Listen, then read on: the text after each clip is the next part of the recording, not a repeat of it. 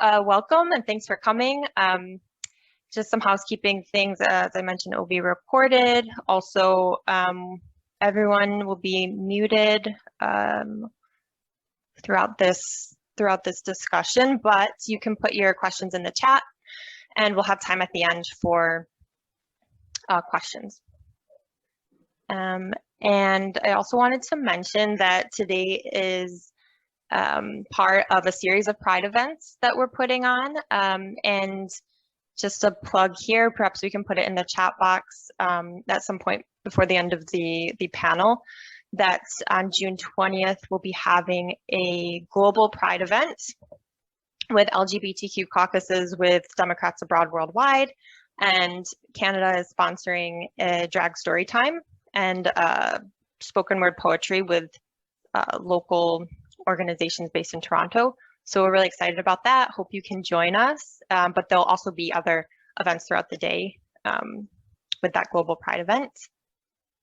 And also wanted to mention that all of our events and all the work that we do is volunteer driven. So the money that we do raise goes back into our organization for things like phone banking and different initiatives to support our priorities, such as this one. So we do appreciate any donations that you can make, big or small. But I think also I should mention that we can only accept donations from U.S. citizens. So I just wanted to let you guys know that. And before we start, I also just wanted to thank the other folks on this caucus, who is Sherry Ritter, Brooke Scott, Steve Nardi, and Fred Kuhr. And the four of us the five of us have been working to put some events together, but we'd love some people on our caucus to help out. So if you're interested in joining the caucus, I'll put my email in the chat as well. So without further ado, I can hand this over to Fred, who's moderating the panel. He'll do some introductions of the panelists and also start us off with a video as well. So I will turn it over to Fred, and hope you all enjoy. Thank you, Shannon. Yes, my name is Fred Kuhr. I am part of this caucus. I'm also co-editor of the global LGBTQ+ caucus newsletter for Democrats Abroad. I'm a longtime journalist, and just to be upfront, this is a discussion about the transgender community and transgender issues. I am cisgender. I am coming at this not only as someone who is obviously interested in these issues as part of the greater LGBTQ+ community, but also as a journalist. I think there's a lot of things a lot of issues that don't always get addressed, and questions that aren't always asked. And so that's part of the reason why we're doing what we're doing today. We also wanted to sort of look at these issues from two sides, both the arts and cultural side as well as the political side. And so that's why we have guests from both sides of that continuum. One of our guests is Taylor Small. I'm very excited about this. She's a state representative in Vermont. She is Vermont's first transgender state legislator, and she represents where I used to live, Winooski, Vermont. So I'm very excited to have her here. In fact, in her first year in office, TimeOut magazine, I love this, has already recognized her as one of 11 women who has changed the world in the last year. So we'll get to hear from Taylor. We'll also get to hear from Kathryn Davis. She is founder and executive director of the Trans Chorus of L.A. She's in LA right now, and I didn't know this. The Trans Chorus of LA is the first all-trans identified chorus in the world. That was news to me. And her chorus recently performed at President Biden's inauguration, as well as a 2019 CNN Democratic presidential town hall, which I think is amazing, and I didn't realize that either. We also have David Boisclair. He is an LA-based filmmaker. He's also born and bred in Montreal, so a fellow Canadian. and he is his company, Picture Lock Entertainment, has done work with the Trans Chorus of L.A. So we'll get to talk about that. In fact, before we get into the discussion, we want to share with you a 3-minute video documentary that David did of the Trans Chorus of L.A. I watched this. This song is amazing. You have to see this. It's just a few minutes. Here is Voices. Take it, Steve.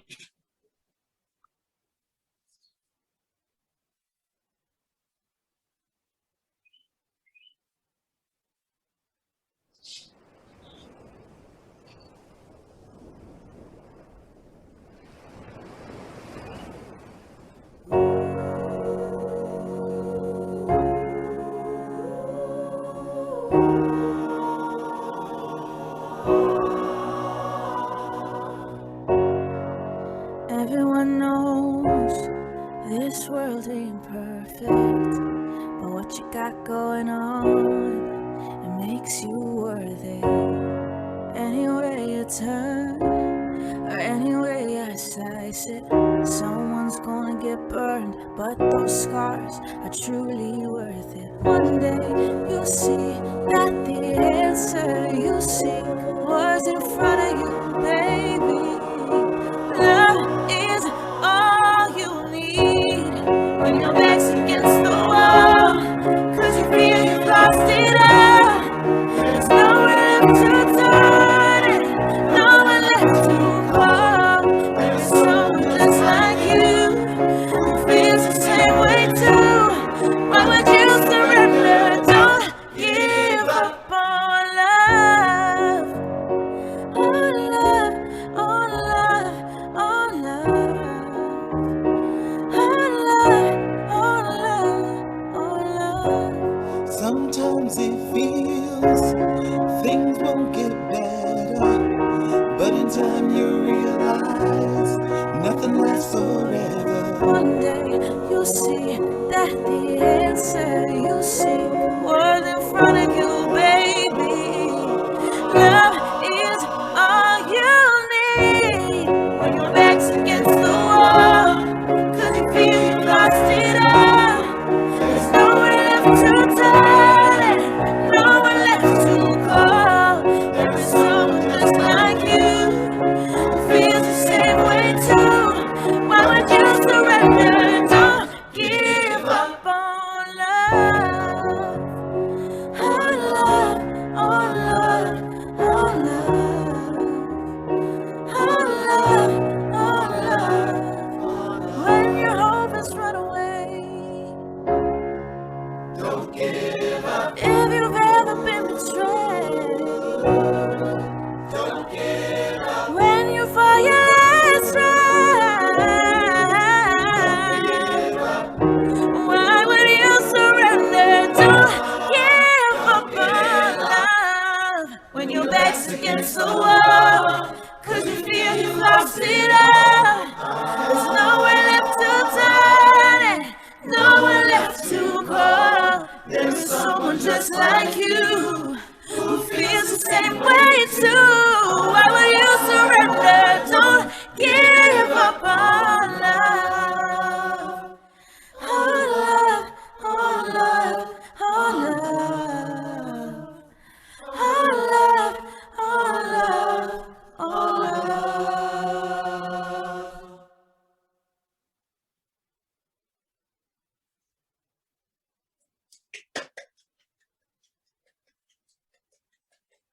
I love that. That blew me away when I saw that. Kathryn, stunning. Somebody said stunning. That's it is. Kathryn, how did the chorus come about? How did this come about? Give us a little bit about, I mean, the first all trans chorus. How was there none before, and what did it take to put yours together? Well, there's a couple of things. First of all, we are the largest trans chorus. We found out eventually we weren't the first. There was a small group back in the early 2000s that started a small chorus that didn't materialize and kind of ended up ending after a couple of years. But we're the one that's continued on. We've been going since 2015. We've been up to 40 members. We're down to about 15 now because of COVID and having to rehearse virtually. But it was founded by a woman who was an artistic director. Her name's Lindsay Deaton. She was from Cincinnati. She got together with the Gay Men's Chorus of Los Angeles and said, we really need something that's more representative of the trans community. And that's how we formed. It was, and invited a number of trans people to come in. I had just transitioned and joined the group, and I've been with them ever since. So it's been a really interesting experience. We've sang, as you said, at President Biden's inauguration. We sang at a town hall with HRC, and we've sung at a number of venues across L.A. and Southern California. So now, I mean, there's a history of like gay men's choruses and sort of spectrum choruses, if you want to call them that, you know, LGBTQA plus choruses. When it was set out to make an all trans chorus, were there naysayers? Did people go, oh, that'll never happen, or it won't take off? And what kind of reception do you get now? Well, there's always naysayers. That goes with the territory. There are approximately 600 choruses in North America that belong to an organization called GALA. Of that, the majority are, you know, gay and lesbian choruses. There are 5 trans choruses out of that whole group, and they're fairly small. Our acceptance has been really good in LA. You know, we've had people go against us at times, but nothing serious. We've not had any people problems. The main problems come within when somebody says something within a group and another person doesn't like it. And those things happen. They happen in any organization. But we've been able to grow and develop our songs. We just released today 2 new songs for Pride. And they'll be coming out, they'll be shown initially at the LGBT Center Pride performances in June, and then at a few other venues as well. And I do want to mention David has been a huge supporter and advocate for us. Okay, so David, how did you get involved? And yeah, tell us about that. In a cocktail party, as usual, we met Kathryn Abdullah, who's the artistic director of the chorus, met at the Canada House in LA for a premiere of Come From Away, that is a Canadian musical. We chit-chatted and we connected, and the rest is history. I mean, it's been 3 years that we've been working on this feature film together. I mean, you know, I'm part of the LGBTQ community, and as a filmmaker producer, I always tend to try to say something relevant. There's so much stuff on TV and on film that I try to be as much relevant as possible. And knowing the reality more and more, because Kathryn and Abdullah have become dear friend to me and my partner. So we just understood that the T is not only the last letter in the acronym, it's the last community in society for many reasons. And I mean, I'm 46, and there was gay men before me that did something for us to have this life today. And as a cisgender male, I told myself I'd love to do something for the trans community. I mean, those individuals, you've seen them in this snippet of film that we shot last summer, are so they inspire me in many ways. I mean, we just shot a music video together 2 weeks ago for our film and for a live stream on YouTube. And this journey together with them is just transforming ourselves, because it's it's an inspiration. It's, you know, like, so that's how we met, and that's how we built this relationship and the documentary that we're shooting together. A question for the both of you. I mean, because you're both involved in the arts, and the arts connecting to David, the greater LGBTQ plus community, Kathryn specifically with the Trans Chorus. Do you experience issues with transgender artists trying to find their place as artists in the community? Like, are there, do transgender Americans, well, people in general, feel like outsiders as artists to the artistic community? Or are there enough outlets for transgender artists to connect into that? Well, it's certainly changing, and as we would hope it would. But yes, it's always been a difficulty. We've always seen people represent trans people in movies, in theater, and that's changing. There's a very large number of trans actors, singers, and in fact, producers in LA that are working to change that environment. I'm not involved in that intimately other than through the chorus. I'm a scientist. I do other things other than this. I work, I sing in the chorus. That's what I do. There is a science to music. Yeah, oh, absolutely.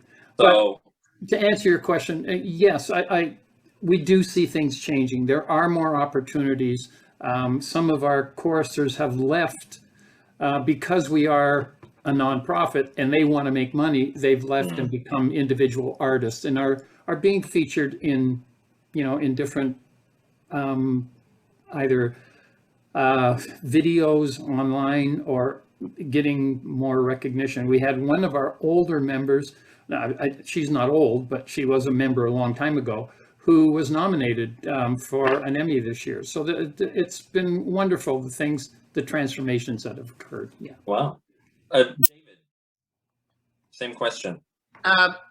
Hard for me to answer that question because I'm not part of the T community, but from what I see is that there's a greater opportunity for them as they're more and more recognized, and it's because of people like Kathryn. Because one of the first things you told me, Kathryn, when we started like chatting and discussing together, is that you identified as a trans woman, and some trans women will not want this. They will be recognized as a woman, and that's why we actually shot this video 2 weeks ago, a new song that is called Victorious. It's a brand new song for the chorus. And when I first read the lyrics of this brand new song, I told myself, this is Kathryn's story. So we need to do something to inspire future generation to embrace who they were and who they are and who they'll become. So it's an old part. So I take your point that you're not part of the T. I mean, neither am I, but you're in LA, and so much of the mass entertainment that we consume is made in LA. Yeah. And so that's why I was curious what you're seeing on that front. What we're seeing is that there's more and more diversity for everything. It's important even in the chorus to feature different color, different gender, it's diversity. It's like working together. That's what we want to showcase. So yes, we see that for sure. Good. And there's also, we're crafting a documentary about the Trans Chorus of Los Angeles, and one of my first goals is to make it mainstream, is to bring it to wider audiences so they know who we and they are. It's really important to showcase talent, but showcase diversity, and Yeah. that will bring. I wish we didn't even have to be like we and they and like we're all us. I wish we could just talk in terms of that, but that may be a little bit Pollyanna on my part. But I do want to flip to the political. Taylor, the first transgender legislator in Vermont, in Winooski, which is, well, I'll let you describe Winooski as a city, a suburb of the big city of Burlington. It's a very diverse community, at least it was when I lived there, diverse in many ways. And I'm just wondering, I mean, you must have had to go door knocking, you know, pre-COVID. What was, well, first, what made you decide to run for office? And then secondly, what was the reception when you talked to potential voters? All really great questions. And yes, from the great city of Winooski, which is right outside of Burlington, Vermont. And we are actually the most diverse and also most densely populated city in northern New England. So we have about 8,000 folks within, I think it's a 1 square mile is our city. It's 1 square mile. And continuing to grow. And so when it comes to running, honestly, when the pandemic started, I had no intention of running for office. It was not something that I saw necessarily in the cards for me, mainly because when we look at the representation that we see in, I mean, the State House here in Vermont and even nationally, it is typically older, white, cisgender men who have connections to wealth and who have connections to political power. And it actually took a phone call from then Representative Deanna Gonzalez, who had served here in the great city of Winooski for 6 years. She called me just 7 days before the filing date to declare my run for office and asked if I would be interested in running. And I said, I have no idea. This is not something I had thought about. Maybe in the long term, that was something that I would want to do. And I said, you know, I'll have to talk to my partner and I'll have to talk to my family and see if this is the right decision. I said, can I call you back on Monday? And she said, how about tomorrow? I said, oh, okay, I have 24 hours to decide as to whether or not I'm going to run for statewide office. Not even at the time considering the piece of the historic nature and becoming the first. I think it was really resounding to see just 2 years prior, Christine Hallquist run for governor here in the state of Vermont. Sadly, she did not win higher office, but was recognized on the national scale of pushing and showing that representation can attain what could have been the highest office that a trans person would hold here in the United States. And so clearly I decided to run shortly there afterwards and put a campaign together in about 36 hours and hit the ground running. But the filing date was in late May. So it was about May 28th is when the filing date was. So we were in the full swing of the pandemic. So a lot of campaigning was done online and trying to connect with folks virtually. We did do some door knocking here and there. And honestly, when it comes to my transness, that was not the focus for the voters of Winooski. It wasn't the questions that they had. The questions that they had were on the issues that were impacting them. So it was talking about affordable housing and the lack thereof here in the state of Vermont. It was talking about the environmental impacts of the military planes that fly over us on a daily basis. And it was talking about expanding voter access here in the city of Winooski to allow all residents, recognizing that we have a large new American and refugee population that make up about 10% of our population here in Winooski who are paying taxes, who are involved, but actually do not have a say in how their taxpayer money is spent in this community, nor are they able to elect the school board members who are representing their students in our schools. And so all of those pieces are what I focused on in the race, but was really embraced for my transness in the mix. Now, do you think Vermont or Winooski I mean, Vermont, I always laugh because Vermont is the first state they call for the Democrat in the presidential election. It was the first state they called for Biden. It was the first state they called for Hillary. Do you, I don't want to say lucky, but do you feel, privileged isn't the right word, but, you know, would you have had the same experience running in a different state than you had in Winooski when it comes to, you know, if you were running in Georgia or Florida? You know, I can't say for certain, of course, but I would say that in this year alone, we saw there were 2 or 3 newly elected trans legislators. So there was myself here in the state of Vermont. There was Stephanie Byers in Kansas, who became the first out Indigenous woman, trans woman, to serve in office. And then Sarah McBride in Delaware, who actually is now holding the highest office for a trans elected official spot as a senator in the state of Delaware. So I think we are seeing the tides change. Of course, there are only 7 of us nationwide who are serving in statewide office, but I know that the push is there for more representation. And I think if Vermont is telling in our own rainbow wave, we had 6 out LGBTQ folks in our state house prior to the most recent election.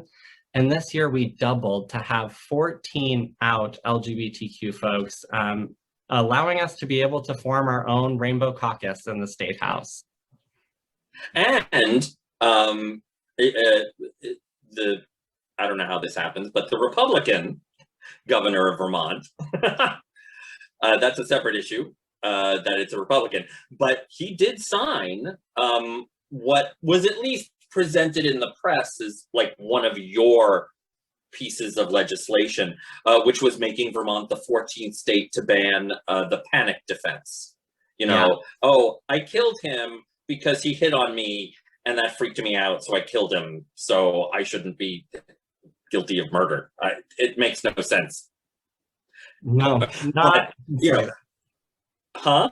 I said not in the slightest. I think no, that's why it was difficult to pass.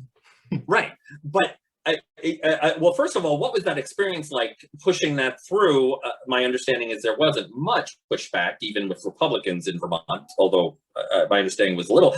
But Vermont is the 14th state ban, so there's a whole bunch of states that haven't banned it yet. Correct. So what's your advice to the states that haven't banned it yet? Has anybody reached out to you from other states in terms of, you know, how did you do this? And yeah, it's an interesting year to be involved in politics here in the United States, especially because nationwide what we're seeing is a wave of anti-trans legislation. So in other states across the nation, there are about 150 or so bills that are banning access for trans youth to play in sports or to access restrooms or locker rooms that match their gender. And so to see that I didn't have to fight for my rights, to maintain the rights that I have, but instead got to push for an expansion of rights that should have been given from the beginning, was just such a heartwarming experience and the warmest welcome that I could have asked for coming into the legislature. And honestly, when I put that bill forward, it came from conversations within community asking for such a simple protection, but was not one that I was lobbying for right off the bat, because I think what we so often see for marginalized representation is this idea that we are only going in to support our own community and are not going to represent the breadth of diversity within our communities. And so that was a worry that put me as saying, like, I shouldn't necessarily lobby right off the bat. But it was actually my fellow legislators that took the bill up on their own in committee and then invited me into the process throughout the way to make sure that we were doing right by the community. And so it honestly did not hit a lot of bumps along the way. In the House, it passed relatively quickly with only 1 vote of dissent out of 140 members. And then when it went over to the Senate, we had a bit of a snag in the Judiciary Committee because of this idea of hypotheticals and trying to figure out where the loopholes are in the bill. And I think what was most damaging from those conversations was that they were constantly putting LGBTQ folks, in particular trans individuals, in the seat of the defendant, rather than recognizing that in all of these cases that we are talking about victimization and intentional discrimination of LGBTQ people, not that LGBTQ people are the perpetrators of these crimes. And so there are folks that say my coming in and being able to offer testimony and to offer my personal experience here in the state of Vermont was what helped push that bill out of committee and onto the floor. And once it got there, then it received unanimous support from the Senate. And then, as you mentioned, was signed by our Republican governor, who followed up with a video message, of course, because we cannot do a public signing, and even sent me a letter along with the signing pen that he used for the bill, which was, again, just a really warm welcome. Wow, that's amazing. That's a great story. Congratulations on that. You did mention these anti-trans bills that are seemingly running rampant across the country. Much of it is being sort of pushed because of the Equality Act. And in fact, these discussions around the Equality Act are what led to put this event together. Because if you don't know, the Equality Act, I mean, I'm sure, Taylor, I'm sure you know, but the Equality Act, for those who don't know, is federal legislation that seeks to ban anti-LGBTQ discrimination across the country. There are a bunch of states where it's illegal, but there are a bunch of states where, you know, you can get fired for being LGBTQ. So we want to make this federal. It passed the House because the Democrats have the majority in the House. It's held up in the Senate because everything, McConnell wants to filibuster everything. And in hearings on the Equality Act, as I'm sure you're well aware, it was trans issues that were being pushed by people like Ted Cruz and Josh Hawley. You know, if we have the Equality Act, then trans girls will have to play in girls' sports, and that's not fair to real girls because we care about women's rights all of a sudden. I'm curious from all three of you, what your personal reaction was or is to your community, or in David, in your case, you know, sort of tangentially your community, how you personally reacted to that and what it spurs you on to do. And Taylor, you can take that first if you like. Yeah, I think what is most damaging with this rhetoric is really recognizing that nationally, we know that LGBTQ youth are 6 times more likely to seriously consider taking their own life. That is the most recent data that we have, is that LGBTQ youth are not seeing hope in their future, that they will be embraced within their communities, and this rhetoric is only pushing that even farther. And so I think what is needed now more than ever is really this extra level of support for our LGBTQ youth, in particular trans youth, and really pushing and affirming that they are not only valid in their identities, but they are welcome and deserve equitable access to services and education. I think it's absolutely ridiculous, this idea that allowing trans girls or trans boys to play in sports with those that share the same gender as them would be unequal. Because I really think to the documentary that just came out called Changing the Game. It's available on Hulu, and I highly recommend folks to watch, because in Texas, there is a transgender man, his name is Mac, who they are not willing to allow Mac to wrestle along with boys in his league. And so therefore forcing a trans man to continue to wrestle against girls. And that is doing a disservice to girls who are looking to play in the sport. rather than saying that trans women would be the deferral there. I think our youth sports are meant to bring community together at the end of the day. And so if we are not focusing on our youth and how they can prosper, I find it absolutely appalling that politics would target youth at the end of the day. I think that is what is most disheartening. Kathryn, I mean, California, I mean, you and David are in California. California is actually taking actions against the states that are passing some of these bills. How do you react when you see Tennessee or Florida passing this really, or these comments from you know, the Trumpiest of senators? What is your reaction?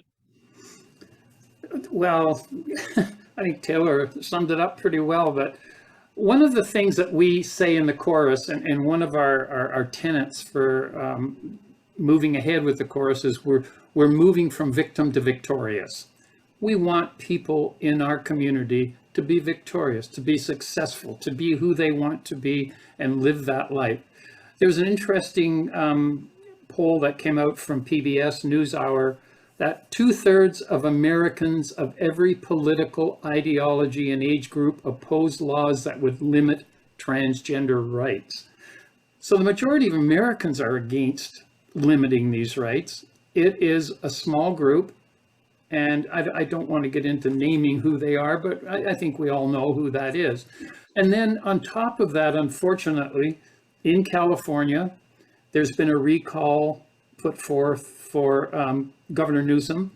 And one of the opponents who wants to run against him is a transgender woman who we've all heard of, Caitlyn Jenner.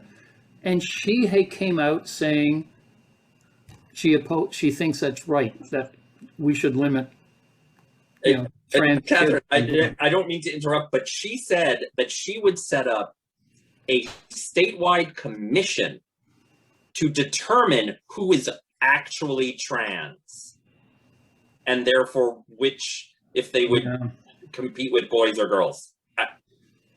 Because Republicans like small government. I don't understand, but go ahead. Sorry to interrupt. Certainly there was outrage from our community with respect to what she said, and extreme disappointment as well that someone in our own community would go against that. We all know the benefits of being in sport, the things that helping to build character, to build you know, understanding, and all of those things. I mean, my life has been devoted initially to sport. That's what I grew up in. I played just about every sport. I played hockey at the collegiate level. I know the benefits of it. And the other issue is, to me, there's a misunderstanding between what sex at birth you were assigned by someone else and what your gender is. These are two different things. Gender and sex are two different things. And until people start to realize that, we will have trouble. But again, you know, 2/3 of Americans believe we should not, you know, discriminate against trans kids. By me having rights, it doesn't detract from your rights, is also very important. I obviously get very emotional about this. We as a nonprofit organization, the Chorus, we can't respond as a chorus to these things, but personally it's very disconcerting to me, and I'm quite active in the community trying to overcome these things too. David, as somebody who, I mean, a filmmaker, you're in the media. Caitlyn Jenner is a product largely of the media. Absolutely. You know, she was on The View today and was asked about this, and she wouldn't really answer. Yes, I watched The View. Don't judge. What, from a political standpoint, and from a media standpoint, and from a political activism standpoint, what's that song? How do you handle a problem like Maria? How do you handle a problem like Caitlyn? Make films to make sure that we show other point of view so people can judge by themselves what is pertinent and what is not. I mean, it's the same problem. We work on another film with the American church that is not welcoming the LGBTQ communities. I mean, it's everywhere. So we just need to show who the people are. I mean, that's the goal of a documentarian, to show different, like the diversity, and show some personal journeys. When we see people like this, I mean, they have a tribute, they can talk, it's easy for them to get interest. So our goal is to give a voice to the community so we can hear them. Which is awesome, and I appreciate that. I should remind people who are watching that we will be taking questions from the studio audience. So if you have a question and you haven't yet, put it in the chat, and Steve will alert us when it's time for the Q&A section. I want to ask for the three of you. It's great to, the activism and the passion and trying to communicate, like David said, and stories out. Ron DeSantis is not listening. And I just, what I mean to say is that the politicians and the right-wing culture warriors, the ones who are worried about whether or not Mr. Potato Head is still a mister, they don't care. They are just going to continue passing these bills. They are going to continue blocking the Equality Act in Washington. So how, and I mean, obviously, if we all knew the answer to this, we would have done it already. But what do we do to get through to the people in power who are really the ones who are trampling my rights, your rights, our rights?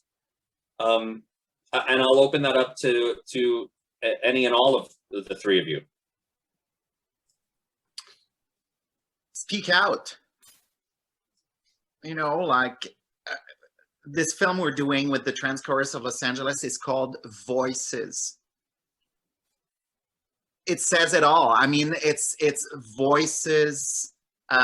We relate to voices like physical voices. We relate to the voice of different section, tenor, alto, etc. But we relate to the voice of a community. They need to be heard. I mean, if nobody speaks out, nothing will happen. Nothing will change. So and I agree, and that's an excellent point, Taylor. I mean, you're very much on the grassroots level. I mean, yes, you spend time in the state capital of Montpelier, but you're also on the ground in Winooski. Yes, again, Vermont is, not Georgia or Florida or Texas, but what is your advice to people across the board who want to speak out or who don't feel like they have a voice, but they need to use that voice?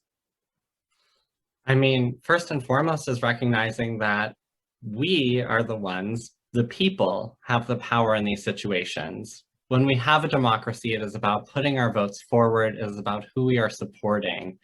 And when we're talking about voting, I think when we look at our own state, so here in Vermont, it is not a fight necessarily for equality. There is still discussion and debate, but it is not a debate as to whether or not you are human or whether you deserve those rights. It is whether, how quickly we can get there. And so when I see this battle on a national scale, it is really thinking about how we're improving voter access and how we're pushing for folks to move away from gerrymandering, as we have the census has just completed and we are doing reapportionment this year across our nation, and looking at how we can support more democratic counties to be created, or to have those counties be equitably represented across states. And seeing what Stacey Abrams did in the last election, I think, is a perfect model of what we can do on a national scale, which is empowering voters to get out and empowering voters to use their voice, because so often we feel disenfranchised by the system. when we are constantly feeling unheard, when we are constantly feeling like change is not coming, we have two options. It is to yell louder and to be bolder, or it is to step back and stop fighting. And sadly, what we are seeing is so many folks just feeling burnt out by the system and not seeing any change. But really it is coming together and bringing folks like this caucus to really have the movement move forward and show folks the impact of the vote, as well as we were talking about beforehand, running for office. If you have that power, if you are connected to your communities, run for local or state office, or even go to the federal level, please. We need folks who are willing to push back against this and really focus policies on those who are going to be most impacted, because that's not what we're seeing right now. No, well said. Do we have any questions from the audience, as it were? I'm gonna ask our tech guy. Could I just jump in and say something about that last question? Oh, of course, of course. Yeah. We did an interesting Kathryn. Yeah, we did an interesting production with Procter & Gamble. And it was about visibility of the trans community and the total LGBTQ community, but focused on the trans community. And one of the things that we insisted on having there is if you can't see yourself, you can't be yourself. So it's important that we have visibility as a community and as individuals within that community. And that's why, I thank Taylor from the bottom of my heart for being out there and being visible and being an advocate. We all need to be advocates for who we are. We need to go from being victims to victorious. We need to be involved in politics if we can. I write to my congressmen and my senators on both the state and federal level all the time with, in signed petitions to make sure that they understand what's going on. So there are lots of ways, but we do need to be more visible. And we do need to know that we aren't victims, we are victorious, and that it's good to be there. Be an advocate for who you are and live your authenticity. I think we have a question. Yes, we do. We've got it. Here. Yes. Go ahead. Were there trans representation matters so much, and it's so good to see Kathryn and Taylor thriving in arts and politics. I'm certain that you are currently inspiring a generation of trans folks. Were there trans people succeeding in public life who inspired you? Taylor, go first. Absolutely. I think there are two women who really rise to the top for me when it comes to political aspirations. And the first would be Representative Danica Roem, who was the first in our nation to serve in statewide office in Virginia. And that was when the path actually became clear, that there was a pathway to power for trans people in this nation. And then being able to, the next year, work with and support Christine Hallquist in her run for governor was honestly the direction that showed me that it can happen here in Vermont as well. Again, I know that she did not win her race, but being able to secure 30 to 40% of the vote against an incumbent in Vermont, just to put it out there for folks. In Vermont, there is this expectation that if you are an incumbent, if you are holding onto your seat, then no one should challenge you, which is such a toxic idea as to how politics should work, because in my incumbency, I hope that I have challengers coming up in the future, because it pushes our political leaders to do better and listen to communities and not be complacent or not feel like they are just doing the absolute best job, therefore they don't need to listen to those that they represent. So being able to work alongside her, again, I wasn't thinking about doing it this early in life, but I'm so glad that I was able to because of their leadership. Awesome. Kathryn.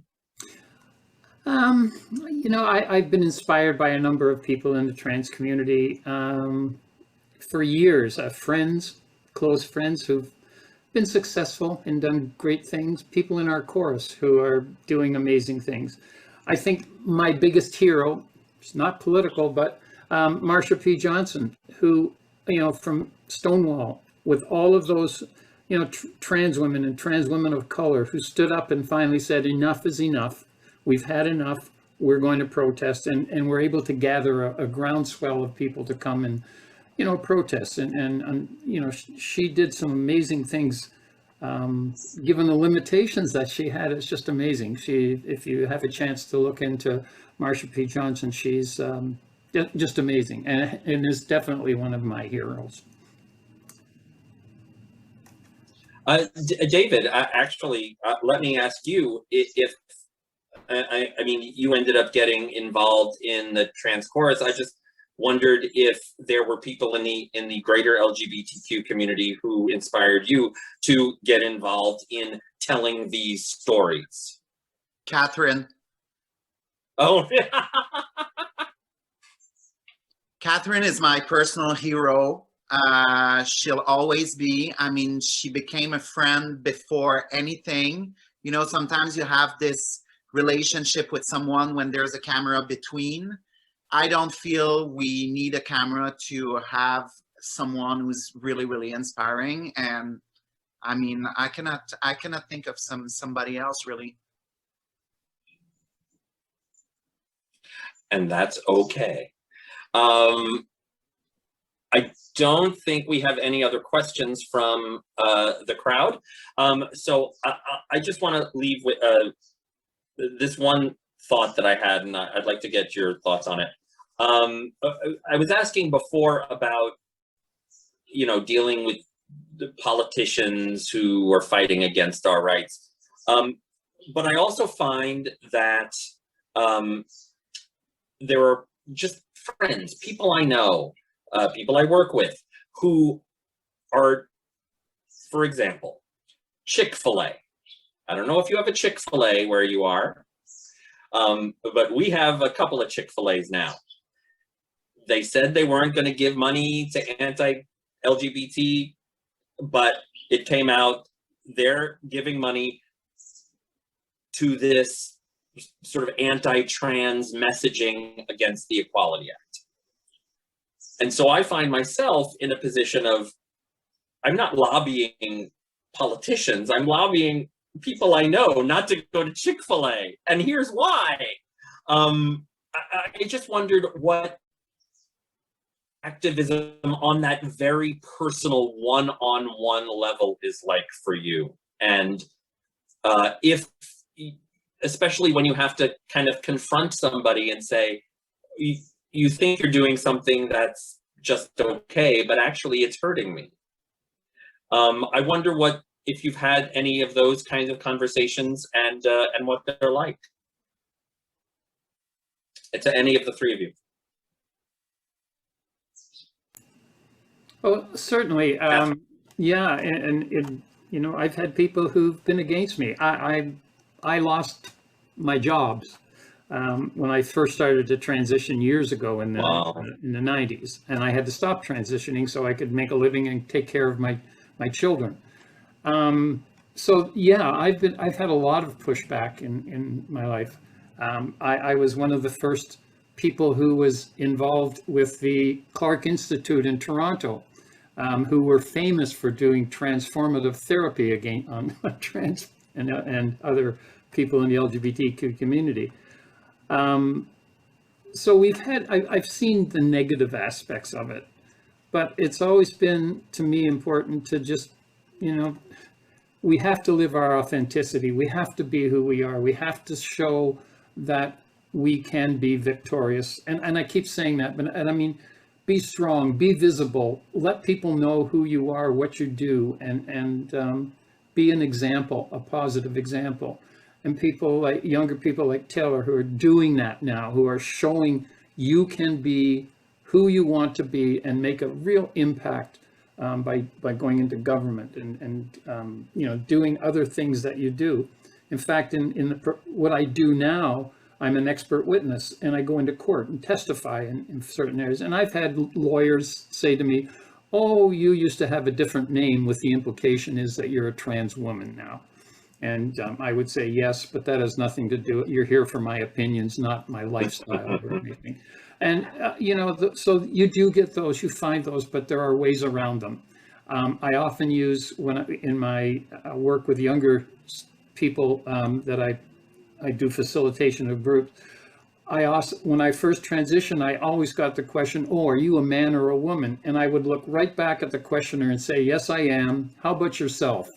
So that, you know, what we try to do is get them to think about what they're asking, number one, and who they are as well. So I'm sorry I'm taking up too much time, but yeah. No, not at all.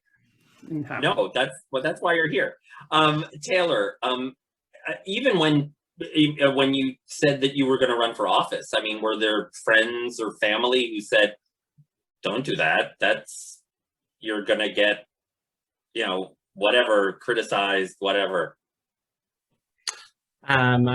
Yeah, when I was going to run for office, just as when I was coming out, my mom was always the one that was like, I'm really excited, I'm really proud of you, and I'm also really scared.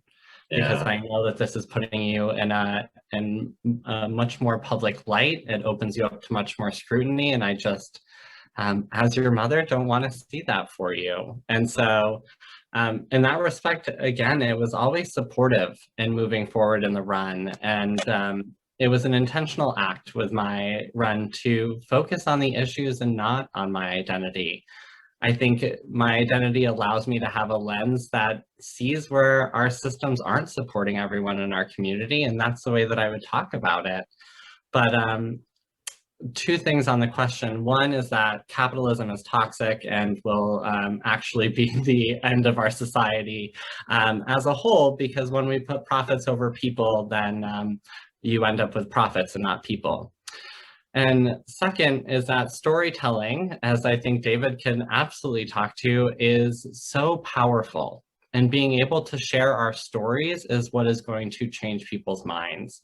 Because when you are able to share that you are more than just a trans person, as we so often do with folks who hold different identities than what we consider as normal or expected, when folks are authentic to themselves, we box them into just that one identity that they hold, rather than seeing them as the beautiful, you know, person that they are overall. And I think that is what is going to be the change, is sharing how we can embrace our full humanity and understand that difference is actually what we need in this world, that we are not supposed to be cookie cutter shapes of one another, but instead are meant to be this diverse, beautiful community that allows us to change and explore. I love that you said, tell your stories. I think we can all agree that that's how we change minds, by telling our own individual story, which is what we were hoping you three would do today. So thank you so much, all three of you. Amazing. Kathryn and David, you guys got something to promote, so I'm going to let you. Kathryn, if people are interested in the chorus, where can they get more information? You can go to transchorusla.org, and that has all our social media on it. You can get information from all that. But yeah, we're involved in documentary, and I'll let David speak to that. He is the driving force behind that. And David, thank you for having me here. It's been a joy and pleasure. Thank you. Awesome. You were great. David, this video, I love the Voices video. What's coming out? What's available? Tell us. Obviously, it's a work in progress. We're shooting, and COVID has slowed down considerably what we could do last year. But I will not promote like my work, but I will promote the chorus, because we've achieved something together that will be showcased to the world on June 25th. The chorus will sing live with Demi Lovato on her Pride live stream on June 25th. Also, premiere music video I've directed and produced for the chorus. It will be their anthem, Victorious. I am not telling you where the lyrics have been inspired, from whom, But it's a great song. We're actually finishing the post-production will be done Monday. It will be streamed for the first time on the 25th. It's a great song, and it's written by Kathryn, 2 other choristers of the chorus, and 2 great Canadian artists who are Eric Alcock and Liz Rodriguez. So it's a beautiful song. I'm really proud to be working on this thing with the chorus. Awesome. And Taylor, I could see how you would be inspiring for a lot of people to run for office. If people want to reach out to you, is there a place where they can do that? Absolutely. I'm on all of the social medias at Taylor Small VT, or you can also check out my website, taylorsmallvt.com. Thank you. Thank you all. You know, I have more questions, but that'll have to do it for today. Happy Pride. Thanks again. Thank you. I know that Steve was putting, you know, like our upcoming stuff in the chat, so you can check that out. He was putting up Kathryn's website up there, so check out the chat. There's information there. Shannon, is there anything else to add? Thank you all for participating. I think it's such a great way to celebrate Pride with the arts and political activism. It's just always such a great pairing for Pride. We appreciate your time. And yeah, check out, I think Steve also put in here our other upcoming Pride events. And the last thing to kind of promote is the Equality Act, right? It's still there looming. So call your senators and, you know, let's get that passed. So if you never have done anything before on like this kind of lobbying act, let's get the Equality Act through. It has to happen. Thank you all again for participating, and thanks everybody for coming. There's all those links in the chat, so take care and have a great Pride. Thanks again. Happy Pride.